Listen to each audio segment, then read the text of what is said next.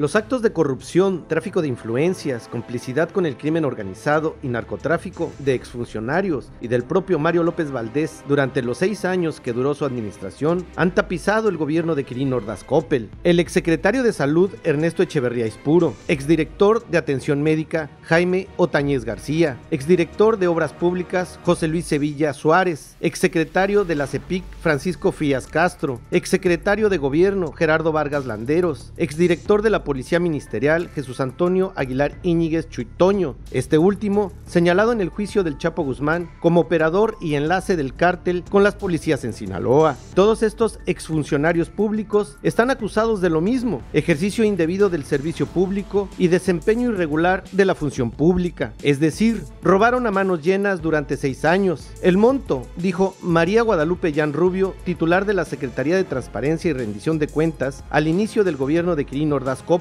fue por 14,000 millones de pesos. Un par de años después, Jan Rubio reculó y advirtió que se abrieron 13 investigaciones contra exfuncionarios del gobernador Mario López Valdés por malos manejos de más de aproximadamente 2,000 millones de pesos. Actualmente, todos estos exfuncionarios, menos el exgobernador Maloba, han desfilado por juzgados en Sinaloa, reconociendo que robaron dinero del pueblo. Los juicios en su contra han sido amañados a su favor desde la misma Fiscalía del Estado. En el mejor de los casos, han regresado una irrisoria parte de lo que se robaron, pero la impunidad ha sido la regla. La pregunta resulta obvia: ¿quién protege a Maloba?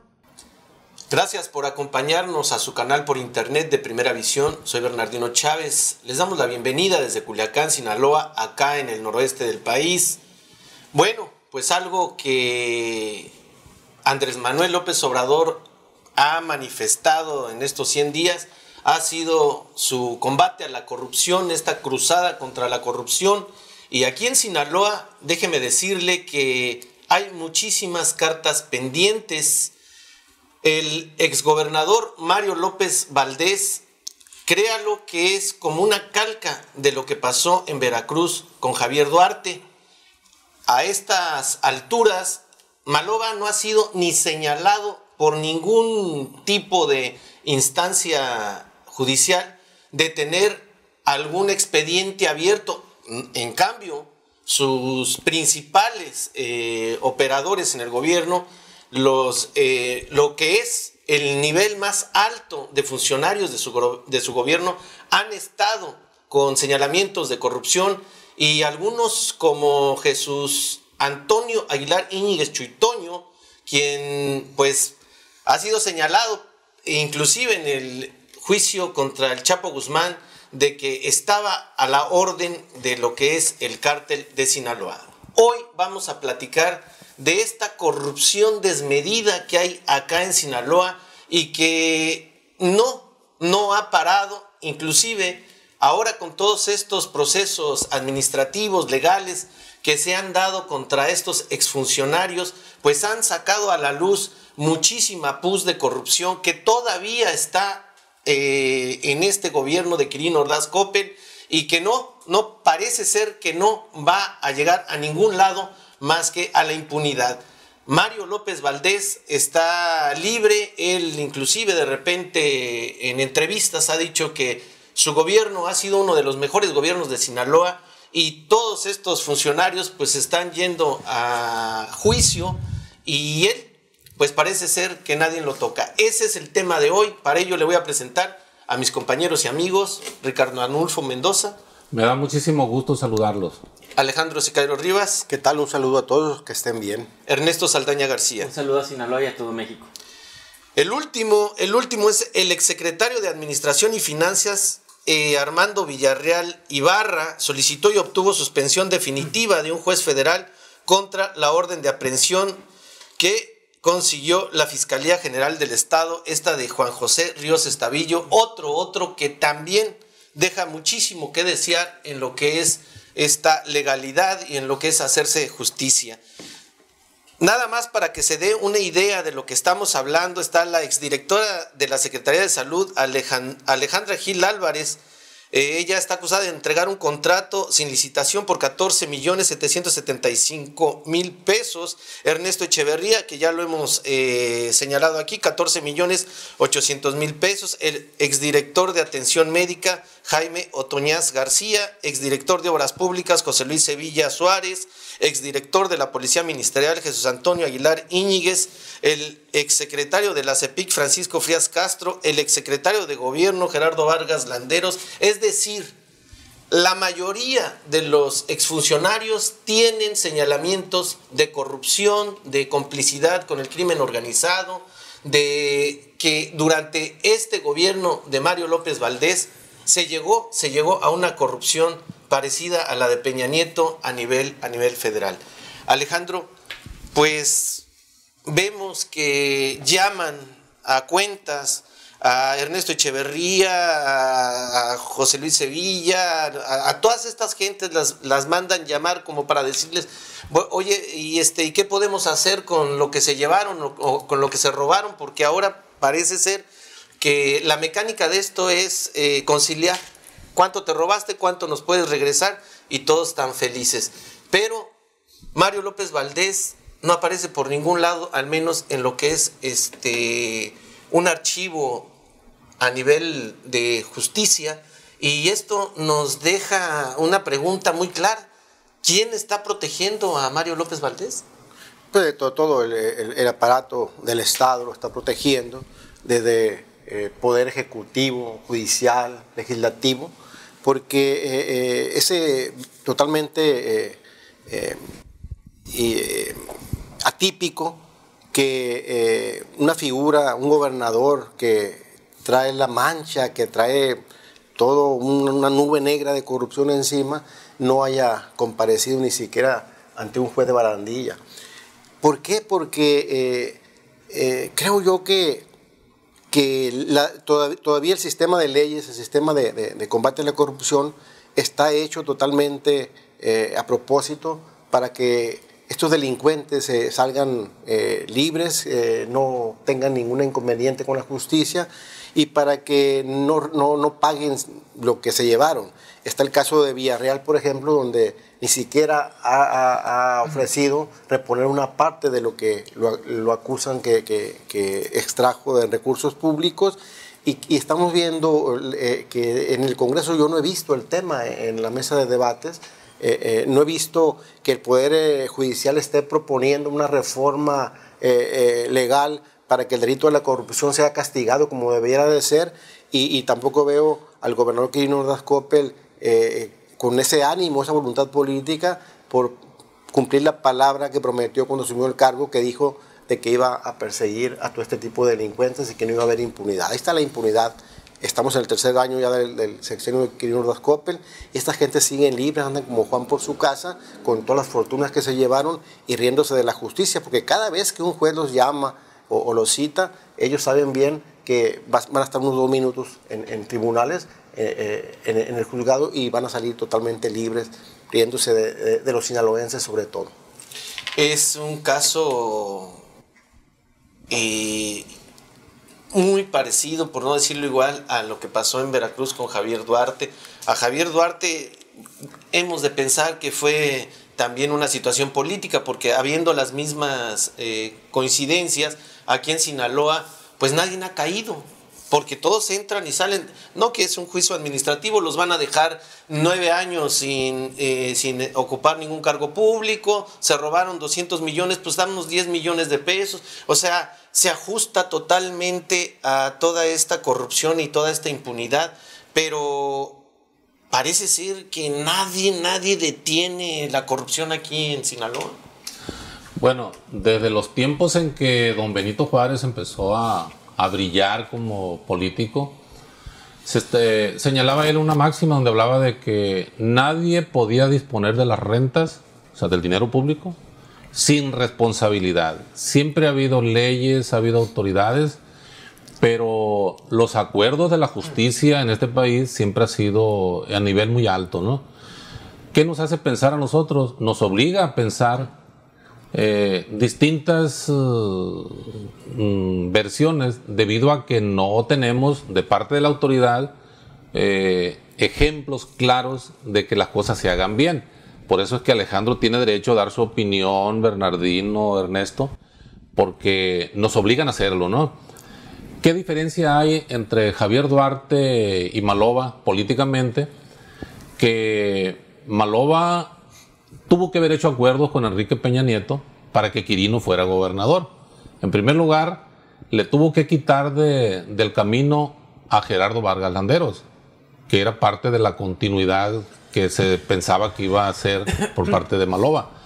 Sin embargo, Maloba, a pesar de que había renunciado al PRI y llegó como un gobernador rebelde, él se alineó al poder central. Luego llegando. Y pienso yo que fueron los acuerdos de la justicia entre políticos, porque si no hubiera sido así, yo estoy seguro que ante lo escandaloso que está calificado el tema de la corrupción en la administración de Maloba, desde luego que ya Maloba hubiera tocado un juzgado, estuviera siendo sometido a un proceso, porque la corrupción en su administración fue escandalosa y hasta hoy creo yo que no se le ha tocado a él para nada, salvo públicamente. Corrupción escandalosa, documentada y que todo mundo sabe porque se ha estado ventilando por todos lados. Entonces, ¿la justicia está a favor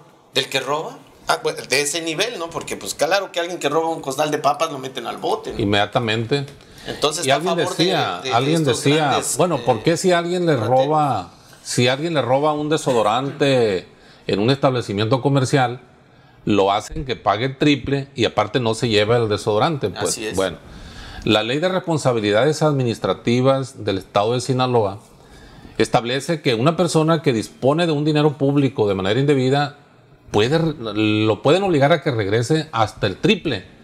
Pero eso no lo hemos visto, al contrario, vemos que los que han estado llamados a juicio dicen, bueno, yo regreso a la mitad y déjenme libre, ¿no? Y esos acuerdos que se hacen entre el Ministerio Público y la parte que está imputada de un delito, lo dejan a que lo decidan ellos, cuando en realidad era dinero público, era dinero del pueblo, no era dinero del Ministerio Público, y están negociando así con ellos. Ernesto, vemos a todas estas personas, a todos estos exfuncionarios que le metieron mano a la bolsa pública y que todos ellos andan felices por todos lados, y que el que ahora es el fiscal general Juan José Ríos Escovido parece ser que en lugar de crear un ánimo hacia juzgar a todos estos y por lo menos quitarles lo que se llevaron, parece ser que es parte del mismo sistema que estuvo con Maloba. Bueno, ahorita quiero primero decir que ahorita entraremos en el asunto de Ríos Escovido, que ya es más actual. Un punto que quisiera tocar, que algo que fue muy visible en el gobierno de Maloba, fue que da un indicador del despilfarro, de lo que hubo, fue el hedonismo de su gobierno. Íbamos al Palacio de Gobierno, andamos por los pasillos y las oficinas y te dabas cuenta que era un verdadero festival de la carne, de especímenes masculinos y femeninos, donde abundaban piernas, senos, vestidos, fiestas, despilfarros y todo lo demás, y para todos los gustos, sabores y colores y lo que les guste. Eso lo vimos con Maloba. Todo eso cuesta, y cuesta muchísimo, Bernardino. Y si lo trasladamos a cómo fue esa fiesta la que vivió Maloba, ese carnaval en la que él estaba. ¿De 6 años? De 6 años. Llegamos a un número que ya lo había comentado, que incluso no es mío, es de Guadalupe Jan Rubio, que es la Contralora, que dijo que había desórdenes por más de 13,000 millones de pesos en el gobierno de Maloba. Pero eso lo dijo cuando entró y se ha ido diluyendo. Bueno, aquí después tengo una nota que investigan del 10 de julio del 17 que dice que investigan a Maloba, dicho por la misma Guadalupe Jan Rubio, que lo investigan federal y localmente por 2,000 millones de pesos. Ya le redujeron, pero finalmente ¿cuáles son? Yo tengo identificados 8 digamos puntos álgidos en los cuales se pudo haber desaparecido la mayoría de ese dinero, de los 240,000 millones de pesos que administró Maloba en sus 6 años.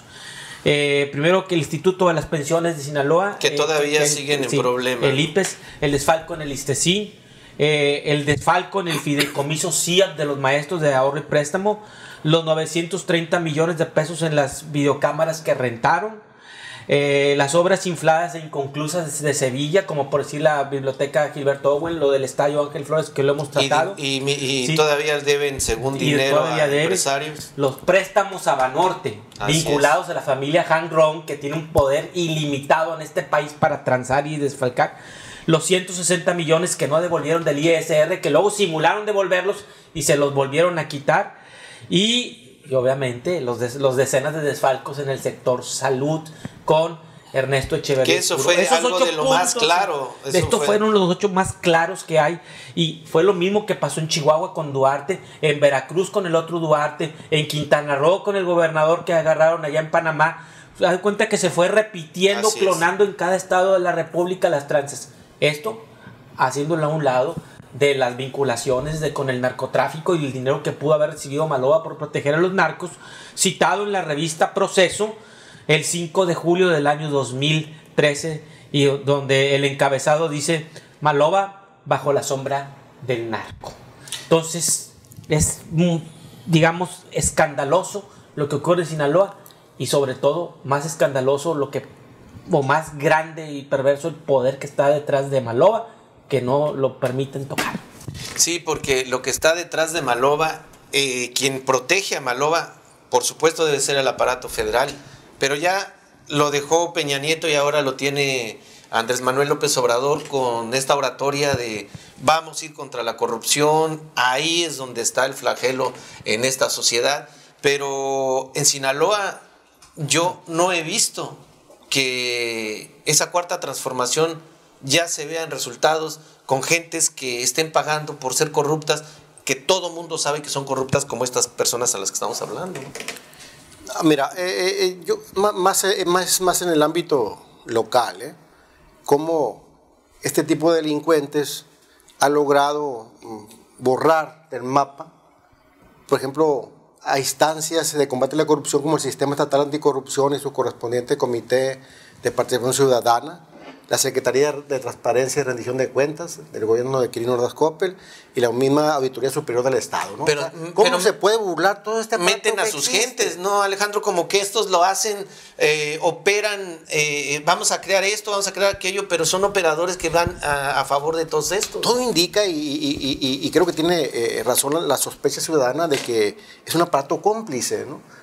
Donde sí crean los mejores órganos, pero pones a las personas un poco afines a los sentimientos de esas personas, o los intereses de esas personas que desfalcaron a Sinaloa. Porque, Alejandro, ¿cómo te explicas lo que dice el gobernador cuando Ernesto Echeverría, que no lo volvieron a llamar porque se le olvidó a Jesús Ríos Estavillo, o porque simple y sencillamente fue una pifia de él? O sea, ¿cómo te...? Pues que también la Fiscalía Autónoma es otra pifia, otra engañifa que se construyó en este gobierno. Y la Vicefiscalía Anticorrupción, ¿dónde está la Vicefiscalía Anticorrupción? Que me pongan enfrente un caso contundente donde la Vicefiscalía Anticorrupción haya castigado a alguien ejemplarmente por un delito de corrupción en estos momentos. Vamos en 2 años, 3 meses del gobierno de Quirino Ordaz Coppel, ¿ya? Entonces, ¿dónde están toda esta madeja que se construyó y que todavía no sabemos cómo funciona, para qué está ahí? No lo entendemos. Sin embargo, pues está huyendo. Maloba no está huyendo, pero Maloba está totalmente localizable, da la cara cuando quiere, porque sabe que es totalmente beneficiario de un trato de impunidad que no sé de qué nivel, si sea a nivel federal, a nivel estatal o a nivel con otros poderes fácticos, no sé a qué nivel sea. ¿De los tres?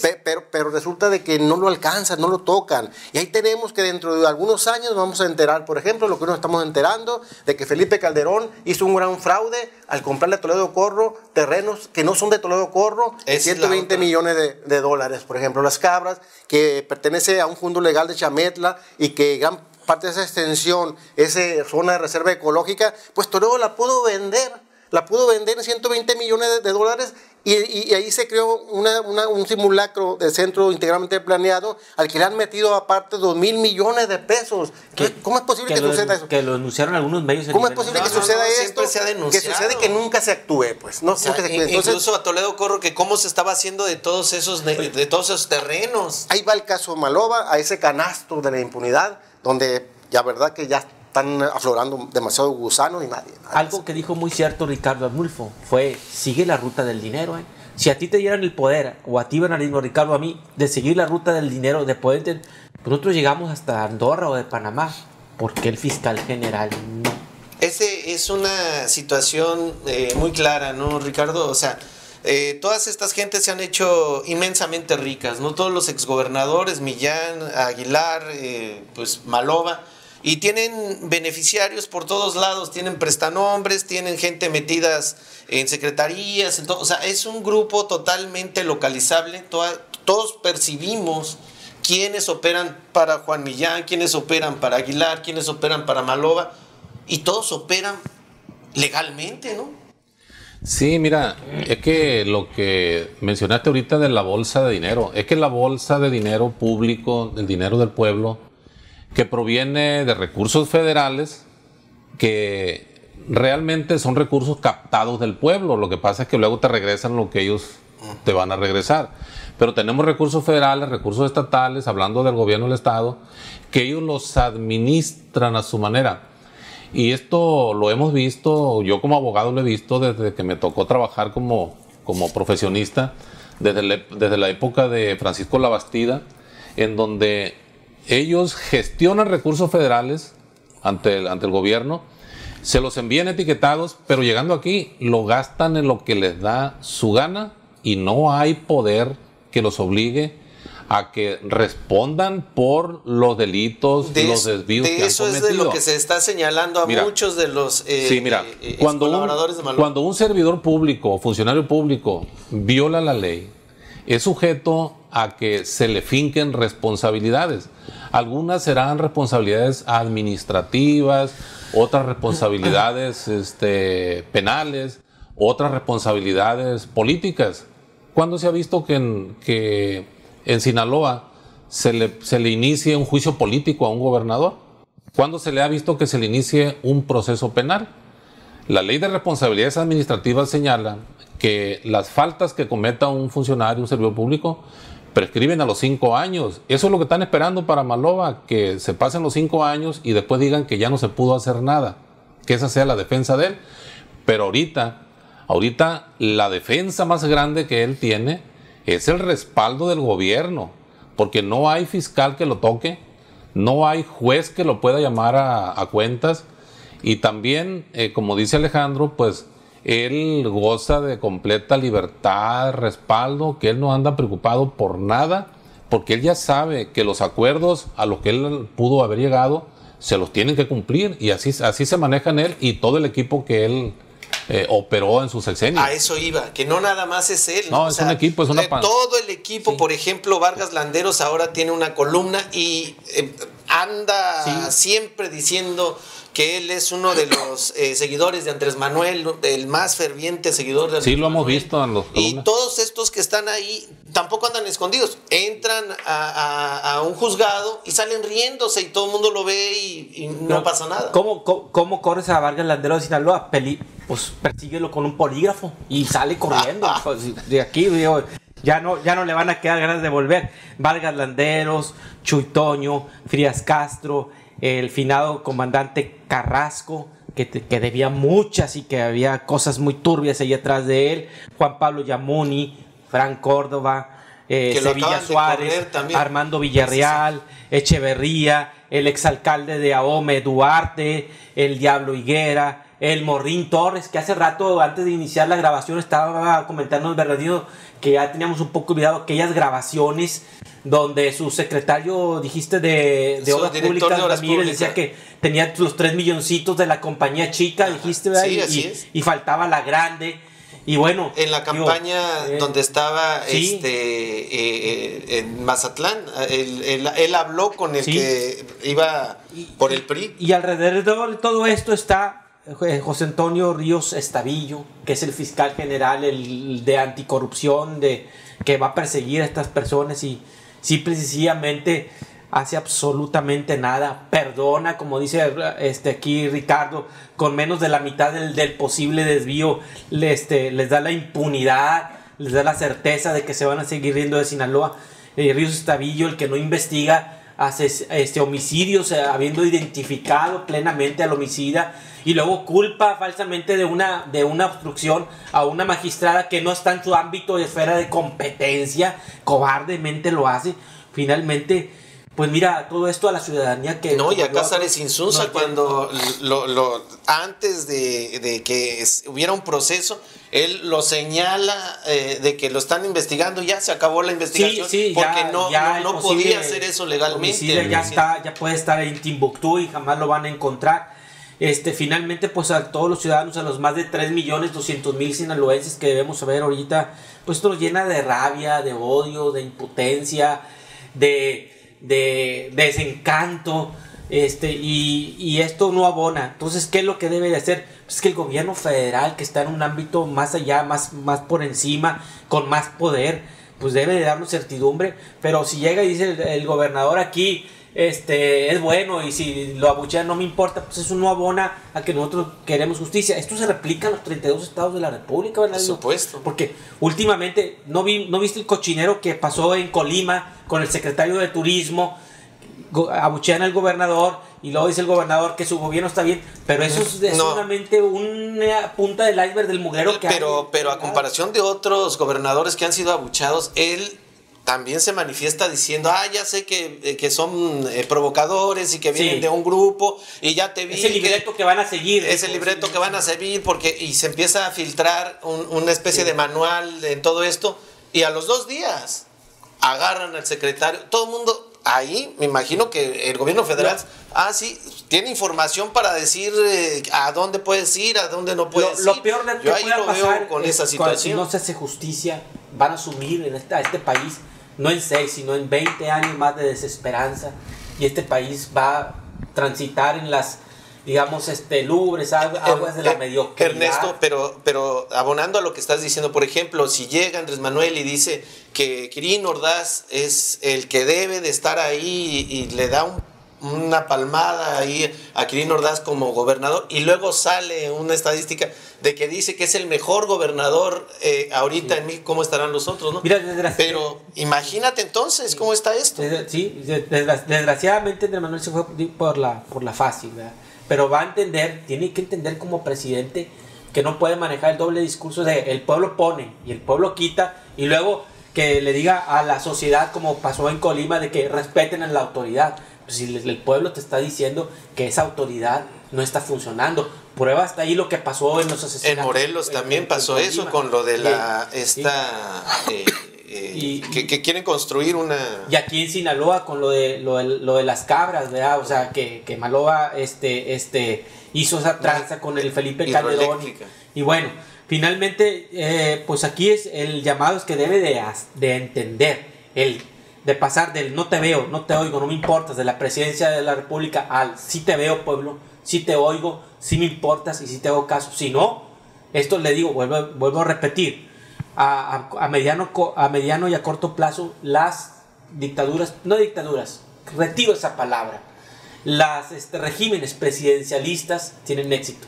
A largo plazo implotan hacia adentro y explotan hacia afuera y causan crisis porque no cambian el modelo social, permiten la impunidad y no hay justicia. Es un cambio para seguir igual. Alejandro, ¿cuál sería tu punto de vista final? Yo creo que es el fracaso rotundo del sistema de sanción al delito, del sistema de justicia, del sistema de premio a la impunidad que está prevaleciendo por encima de todo, porque aquí puedes robar al gobierno lo que quieras y no le pasa absolutamente nada.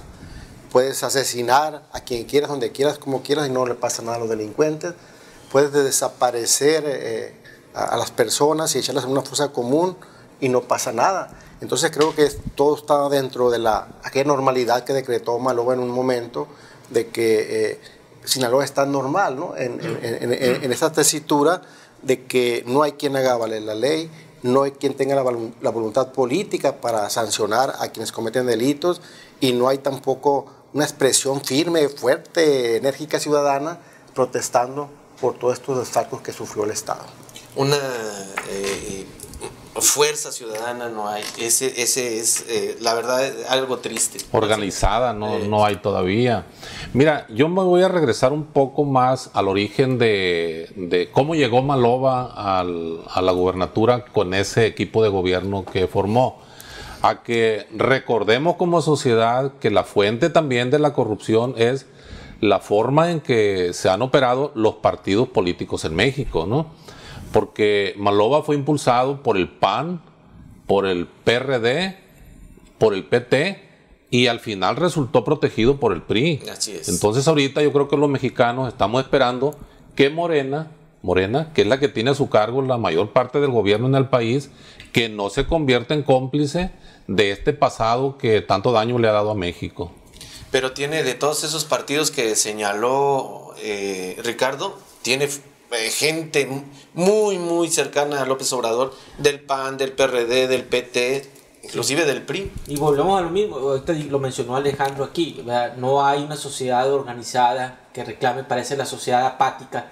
Tantos años nos han dado, digamos, de rompimiento del tejido social, que los mexicanos nos sentimos fracasados, sentimos que no vamos a poder nunca llegar a ese nivel de cambio que realmente lo deseamos en nuestro interior, pero nos acobardamos hacia el exterior. Es obvio que los políticos no lo quieren implementar.